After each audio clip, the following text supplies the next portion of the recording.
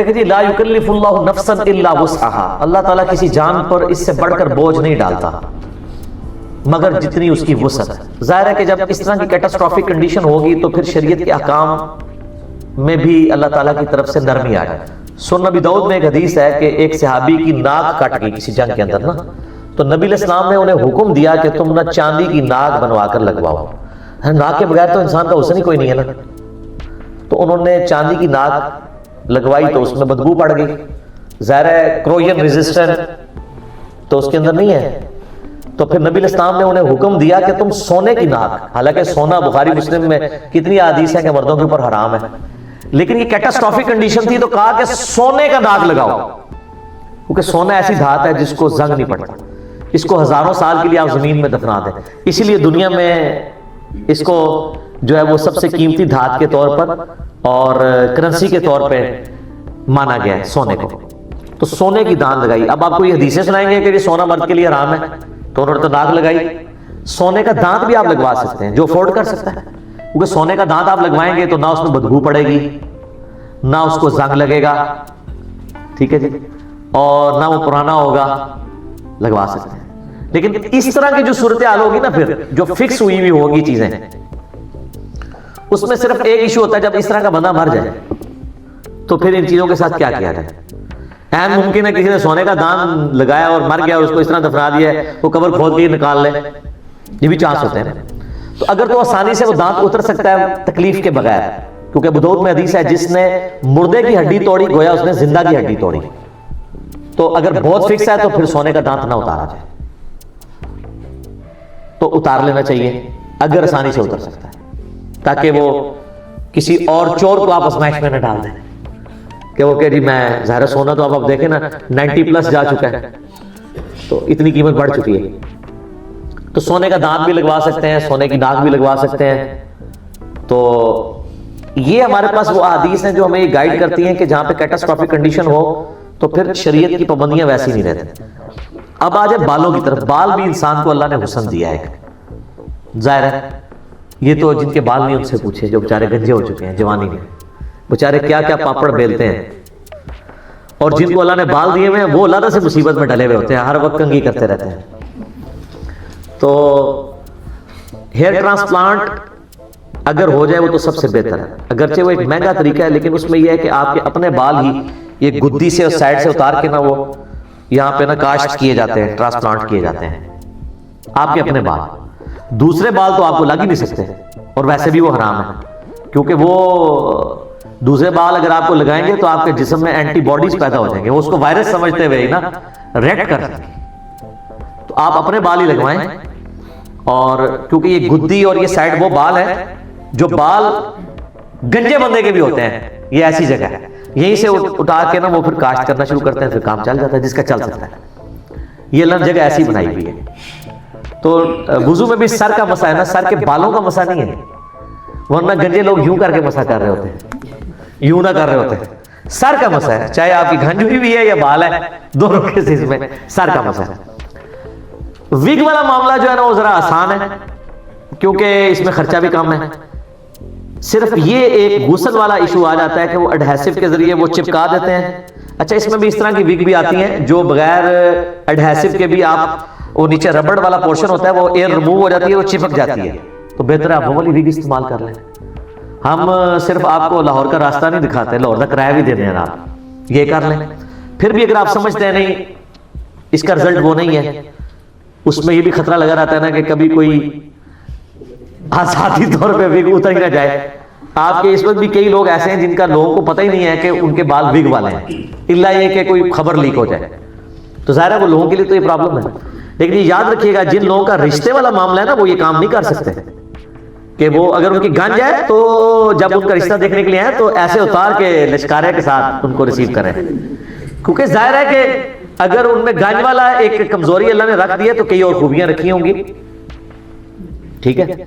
اللہ نے at the end of the day سب کو بیلنس کیا ہوتا ہے، تو اس طرح کا آپ دھوکہ نہیں دے سکتے، کیونکہ صحیح مسلم میں اوپر تلے 4 حدیث ہیں کہ نبی علیہ السلام کے پاس ایک عورت کی شکایت آئی، وہ کہنے لگی کہ میری بچی کی شادی کا وقت قریب آ گیا اور اس کے تو آلموسٹ یہ گنجی ہے، تو آپ مجھے اجازت دیں کہ میں عورتوں کے بال گوند لوں اس کے بالوں میں نا، پراندے کے طور پر. تو آپ علیہ السلام نے فرمایا کہ یہ تو حرام ہے. بلکہ بخاری مسلم دونوں میں حدیث ہے ایسی عورتوں پر لعنت ہے جو بال گندواتی ہیں بالوں کے ساتھ. ایک وہ پراندہ ہے جو ہماری عورتیں دھاگے کا استعمال کرتی ہیں، وہ تو جائز ہے. انسانی بالوں کا پراندہ نہیں ہو سکتا، اس سے نبی علیہ السلام نے منع فرمایا. بلکہ صحیح مسلم میں ایک حدیث ہے کہ حضرت معاویہ رضی اللہ تعالیٰ عنہ اپنے دور ملوکیت میں مدینہ شریف آئے تو حج کے دوران انہوں نے ایک خطبہ دیا، اس میں انہوں نے ایک بڑی گت سی پکڑی ہوئی اس طرح کی ایک بالوں کی چٹیا، اور کہا کہ تمہارے علماء کدھر چلے گئے ہیں، یہ چٹیاں یعنی سر عام ظاہر وہاں بکری تھی کہیں پہ. انہوں نے کہا کہ یہ تمہیں علماء نہیں بتاتے کہ نبی علیہ السلام نے انسانی بالوں کا پراندہ بنانے سے منع فرمایا. اس سے یہ بات بھی پتہ چلی کہ انسانی بال آپ بیچ نہیں سکتے. یہاں تو کئی کیسز رپورٹ ہوئے ہیں کہ مردہ عورتوں کی لاشیں نکال کے ان کے بال شیو کر کے بیچے گئے ہیں. کراچی میں کئی اسکینڈل سامنے ہیں. جو کچھ بھی ہے تیرے محبوب کی امت سے کہتے یہ ہیں اور کرتوت آپ دیکھیں. اچھا یہ کینسر کے جو مریض ہیں نا ان کے بھی بال بعض اوقات بھویں تک بھی چلی جاتی ہیں. تو اگر وہ اس طرح کے آرٹیفیشل بال لگوا لیں وہ ٹھیک ہے، انسانی بال نہ ہو. آرٹیفیشل آپ وگ بھی لگا سکتے ہیں، اگر آپ نے ایڈہیسو سے لگوائی ہوئی ہے اور ایک مہینے سے پہلے آپ کھول نہیں سکتے تو وہ آپ کی پرسنالٹی کا حصہ ہے.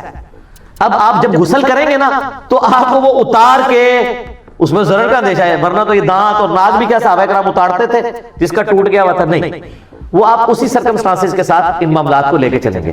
وہ آپ کی پرسنالٹی کا ایک حصہ ہے.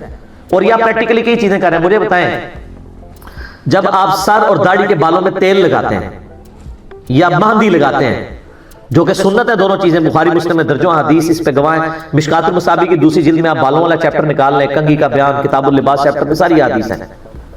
تو تیل کی تو لیئر چڑھ نہیں جاتی تو پھر آپ کا وضو ہو جاتا ہے؟ ہو جاتا ہے کیونکہ لیئر ہے، وہ آپ کی پرسنالٹی کا حصہ ہے. ورنہ تو آپ صابن سے مانجتے رہتے جب تک تیل ختم نہ ہو جائے وضو ہی نہیں ہوگا.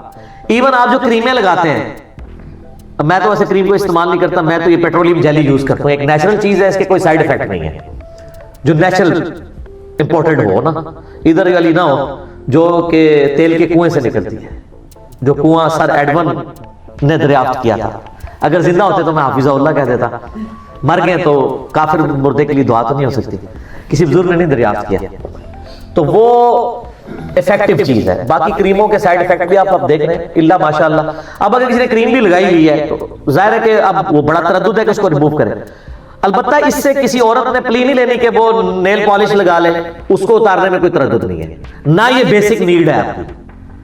جلد کی حفاظت تو بیسک نیڈ ہے نا، یہ تو صرف خوبصورتی والا معاملہ ہے نا، اور اس کو اتارنے میں کوئی تردد بھی نہیں ہے. وگ تو ظاہر ایڈہیسو سے لگی ہے، وہ تو اتنا خرچہ ہوتا ہے، اور پھر اتارنے میں ایک پورا اتنا ہر بندہ کرنا شروع کر دے تو پھر تو اس کو کل کو آپ یہ بھی کہیں گے کہ وہ وگ اتارے ہر وضو کے لیے.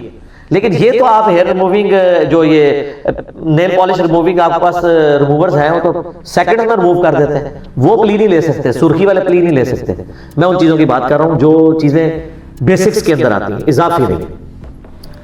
اور بخاری مسلم میں حدیث ہے، نبی علیہ السلام فرمایا ان عورتوں پر لعنت جو مردوں کی مشابہت اختیار کریں، ان مردوں پہ لعنت جو عورتوں کی مشابہت اختیار کریں. فیشن بھی دونوں کے ڈیفرنٹ ہیں. یہ نہیں ہے کہ مردوں کے ہم ٹخنے تو ننگے نہیں کروا سکتے، فیشن آئے تو عورتیں اپنے ٹخنے ننگے کر کے پھریں. دیکھیں نا اب آپ حالت دیکھیں، اور فیشن کے نام پہ جو مرضی میں داخل کر دیں. اچھا بخاری مسلم میں ایک حدیث ہے، عبداللہ بن مسعود رضی اللہ تعالیٰ نے فرمایا کہ اللہ تعالیٰ نے لعنت فرمائی ہے ان عورتوں پر جو بدن گندواتی ہیں، یعنی ٹیٹو بنواتی ہیں اور بال نوچتی ہیں. ایک تو ہے نا بالوں کو ڈائی کرنا سائیڈ سے، وہ ٹھیک ہے کلر کر کے. اس پہ میرا الگ سے آئی بروز کے اوپر کلپ ہے، وہ آپ دیکھ لیجیے گا. لیکن آئی بروز کو شیپ دینا کاٹ کے، یہ تو حرام ہے اسی حدیث کے تحت. اور تیسری وہ عورتیں جو دانتوں میں گیپ بنواتی ہیں خوبصورت دکھنے کے لیے. بریسز لگانا ٹھیک ہے کیونکہ وہ نیچر سے ہٹی ہوئی چیز ہے نا، کسی کے دانت ٹیڑھے ہوگا سیدھے کروا لیں، لیکن دانت سیدھے سب کچھ ہے، پھر اس کو آپ جو ہے وہ عجیب عجیب کام کروا رہے ہیں تو یہ تو غلط ہے. یہ تو آپ نیچر کو بگاڑ رہے ہیں. تو سورہ نساء کی آیت نمبر 119 ہے وَلَآمُرَنَّهُمْ فَلَيُغَيِّرُنَّ خَلْقَ اللَّهِ. شیطان نے کہا تھا اللہ میں انسانیت کو ابھاروں گا کہ تیری بنائی ہوئی تخلیق کو وہ بدلیں گے. اس لیے داڑھی مڈانے کو ہم حرام کہتے ہیں کہ عورتوں کی داڑھی نہیں نکلتی، مردوں کی نکلتی ہے، داڑھی مڈا نہیں سکتے. ٹھیک ہے چھوٹی بڑی جتنی مرضی آپ رکھ لیں لیکن عورتوں سے مشابہت نہ ہو، ایٹ لیسٹ اتنی داڑھی رکھیں تو نیچر کو نہ بگاڑیں. تو یہ جو ابن مسعود کی حدیث ہے نا بخاری مسلم میں کہ 3 طرح کی عورتوں پہ لعنت ہے، ٹیٹو بنوانے والی، دانتوں پہ گیپ کروانے والی عورتوں پہ لعنت ہے، اور بال اکھاڑنے والی. تو ایک عورت ایٹ لیسٹ وہ تابعہ تو ہوگی یا صحابیہ ہوگی، وہ ابن مسعود کے پاس آئی، کہا کہ آپ اس طرح کی حدیث بیان کرتے ہیں اور آپ کہتے ہیں کہ اللہ نے لعنت فرمائی ہے. تو میں نے تو پورا قرآن پڑھا ہے، قرآن میں کوئی ایسی آیت موجود نہیں ہے کہ جس میں ایسی عورتوں پہ لعنت کی ہو. ہماری عورتوں تو یہ نہیں کہہ سکتی انہوں نے قرآن پڑھا ہی نہیں ہوا الا ماشاء. تو ابن مسعود نے کہا کہ تم نے قرآن پڑھا ہے تو قرآن میں تم نے یہ آیت نہیں پڑھی، وما آتاکم الرسول فخذوہ وما نہاکم عنہ فانتہوا، جو رسول اللہ تمہیں دیں وہ لے لو، جس سے رسول اللہ منع کر دیں اس سے رک جاؤ. کہا یہ تو پڑھی ہے، تو ان کا رسول اللہ نے ہی فرمایا ہے کہ ان لوگوں پہ، ان عورتوں پہ لعنت ہے. تو چونکہ رسول اللہ نے فرمایا صلی اللہ علیہ وآلہ وسلم، لہذا ان کا فرمانا گویا اللہ ہی کا فرمانا ہے. بالکل صحیح کہا، من یطع الرسول فقد اطاع اللہ، جس نے رسول اللہ کی اطاعت کی گویا اللہ کی اطاعت. اس سے بھی بڑھ کر قل ان کنتم تحبون اللہ فاتبعونی یحببکم اللہ، اے نبی فرما دو کہ اگر تم اللہ سے محبت کا دعویٰ کرتے ہو تو پھر میری یعنی رسول اللہ کی اتباع کرو صلی اللہ علیہ وآلہ وسلم، پھر اللہ تم سے محبت کرے گا اور تمہارے گناہوں کو بھی معاف کر دے گا. صلاۃ بر محمد وآل محمد، اللہم صلی علی محمد وعلی آل محمد. اچھا یہ دیکھیں آپ، اس عورت نے یہ بات کی تو ابن مسعود نے کہا قرآن میں ہے. اب اس نے اگلی بات کر دی، اس نے کہا حضور آپ کی بیوی بھی یہی کرتی ہے. یہ پراپوگنڈے صرف آج کے دور کی بات نہیں ہے، اس زمانے میں بھی پراپوگنڈے ہوتے تھے کہ ابن مسعود خود تو حدیثیں بیان کرتا ہے اور اپنی زنانی دی بڑی فیشن والی ہے.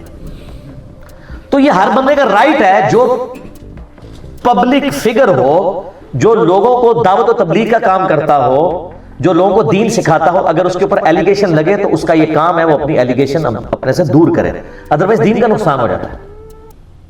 تو ابن مسعود نے کہا اچھا جاؤ میری بیوی کو اندر جا کے دیکھ لو. وہ اندر گئی تو شرمندہ ہو کے باہر نکلی اور کہا کہ نہیں آپ کی بیوی کے بارے میں تو غلط بات مشہور تھی، اس میں تو کوئی ایسی بات نہیں ہے. تو انہوں نے کہا کہ اگر میری بیوی ایسا کرتی ہوتی تو پھر ابن مسعود کی بیوی نہ ہوتی وہ، یعنی جو رسول اللہ کی نافرمان ہو وہ میری بیوی ہو سکتی ہے صلی اللہ علیہ وآلہ وسلم. یہ یعنی صحابہ کرام کا ایٹیچیوڈ تھا کہ انہوں نے اپنی کلیریفیکیشن دی. حتیٰ کہ بخاری مسلم میں نے کئی دفعہ حدیث بیان کی ہے کہ نبی علیہ السلام اعتکاف میں بیٹھے ہوئے تھے تو رات کے گپ اندھیرے میں ایک عورت آپ کو ملنے آئی، آپ کافی دیر تک اس کے ساتھ باتیں کرتے رہے، پھر مسجد سے نکلے اس عورت کے ساتھ کہیں چلے گئے دور، اسٹریٹ لائٹس نہیں تھی، گپ اندھیرا تھا، چوراہے پہ کچھ صحابہ کھڑے تھے. آپ علیہ السلام جب واپس آئے تو ان کے پاس رک کر کہا کہ یہ میری بیوی صفیہ تھی، مجھے ملنے آئی تھی، میں اسے گھر تک چھوڑنے گیا تھا. اعتکاف کی حالت میں آپ جا سکتے ہیں گھر ضرورت کے تحت. تو انہوں نے کہا یا رسول اللہ ہم آپ کے بارے میں بدگمانی تو نہیں کر سکتے کہ آپ ایسے ہوں گے. آپ نے فرمایا کہ بے شک شیطان انسان کے جسم میں خون کی طرح دوڑتا ہے. شیطان یہ وسوسہ دلا سکتا تھا کہ آپ کسی غیر محرم عورت کے ساتھ بات کر رہے ہیں. اس سے یہ بھی درس ملا کہ اگر نبی علیہ السلام اپنی کلیریفیکیشن دیتے ہیں نا اپنے فالوورز کو تو ان کے فالوورز کو بدرجہ اولا بتانا چاہیے یہ بات کہ بھئی یہ چیز ہے. یہ نہیں ہے کہ اسمبلی میں تقریر کر رہے ہیں کہ جناب والا یہ ہے وہ ذرائع، اور کورٹ میں جا کے کہہ دیا کہ یہ تو میرا جو ہے وہ ایک سیاسی بیان تھا، یہ میرا کوئی آئینی بیان تو نہیں تھا، نہ میرے جوڈیشل لینگویج میں تو بیان نہیں تھا، جوڈیشری کا بیان تو نہیں تھا. آپ نے بھی خوش نہیں ہونا، آپ کا لیڈر بھی ہے جو سالوں سال کہتا رہا 35 پنکچر اور ایک اینکر کی بدنامی اس نے کی. علمی اختلاف آپ کو ہو سکتا ہے، مجھے کئی معاملات میں ان سے اختلاف ہے، لیکن جھوٹا الزام تو نہ لگائیں. اور جب اس نے حد کے عزت کا مقدمہ کیا ہمارے موجودہ پرائم منسٹر کے اوپر تو عدالت میں جا کے معافی نامہ لکھ دیا کہ یہ تو میرا سیاسی بیان تھا. اب اس سے جو مقاصد اچیو کرنے تھے وہ انہوں نے کر لیے. معافی اوپنلی نہیں مانگی، عدالت میں معافی مانگی، ورنہ تو ان کو اربوں روپے کا ہرجانہ بھگتنا پڑنا تھا. تو ایسا نہیں ہونا چاہیے کہ آپ اس طرح کی حرکتیں کریں، کسی کے اوپر جھوٹے الزامات لگائیں. بات وہاں پہ آئی کہ وہ آپ وگ بھی لگا سکتے ہیں اور اس کو پھر آپ کو اتارنا ضروری نہیں ہوگا اگر وہ اس مشکل سے اتر رہی ہوتی ہے. وہ لا یکلف اللہ نفسا الا وسعها، اللہ تعالیٰ نے آپ کو اجازت دی ہے، آپ اس کو لے کے چلیں. جتنے سوالات تھے اس کے اندر کور ہو گئے، اس میں کور ہو گئے. اچھا ٹھیک ہے.